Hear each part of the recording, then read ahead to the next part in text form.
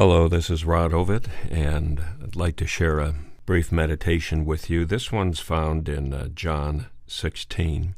And Jesus is talking to a number of disciples following him and describes how their grief will turn to joy.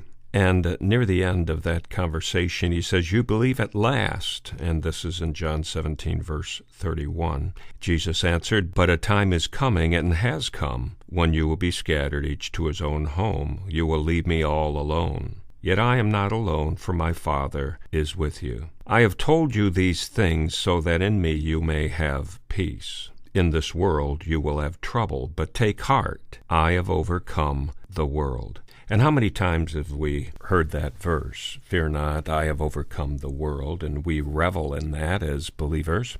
But let me give you a little bit of background. This was written by John late in the first century, and he lived in Ephesus. And Ephesus was the evil center of the world. This is where all the Eastern religions and mythologies and magic and black arts all converged in the city of Ephesus. It was quite a bustling town. It had the Temple of Artemis there, one of the biggest temples in the world.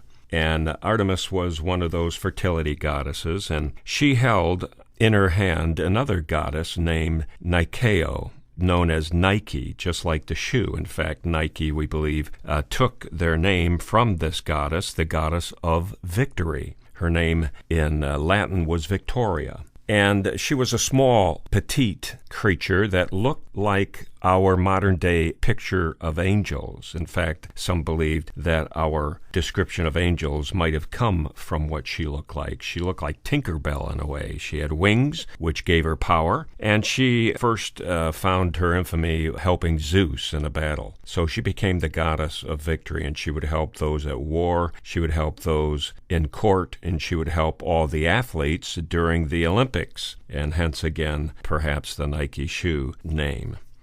So here she is. She's one that everyone would pray to for victory, for help. And Jesus, in his knowledge of contemporary issues, says to these people in very clear terms, and this is what's interesting about the Bible, God communicates to us and tells us how it is. The world is a cheap substitute, and Jesus plainly and clearly says here, look, in this world you will have, and he uses the word thiblis, which means pressures. It will bring you down. The pressure will try to cram you into a funnel and squeeze you out. And he says, in this world you will have tribulation, you will have troubles, but fear not, take heart. And he uses two Greek words, and they echo down the corridors of time. He says, Nikeos Cosmos, I am the Nike of the world. Not Tinkerbell, not that substitute, not that little fairy that flies around and thinks you can get your help from her. No, I am the living God incarnate. I am the Nikeos. I am the Nike. I am the victory of this cosmos, of this world. And John, again writing later in his books, brings this kind of thing back up. He says, everyone who believes that Jesus is the Christ is born of God, and everyone who loves the Father loves his child as well. And this is how we know that we love the children of God, by loving God and carrying out his commands. This is love for God, to obey his commands, and his commands are not burdensome. For everyone born of God overcomes the world, and he uses that word Nikeo again. We have victory. For everyone born of God overcomes the world.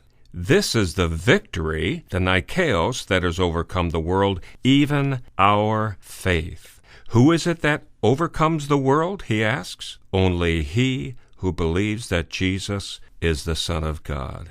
And that's found in 1 John 5, verses 1 through 5. So John, living at the end of the first century amid all the chaos, confusion, evil that existed in that world, tells us quite clearly that Jesus is the victory we need. So perhaps you today are feeling down, you're feeling squeezed by the world, you're feeling tired and insignificant. Perhaps you're feeling defeated. Well, look up, because he and she that overcomes the world are those that believe Jesus is the Son of God. Do you believe that today?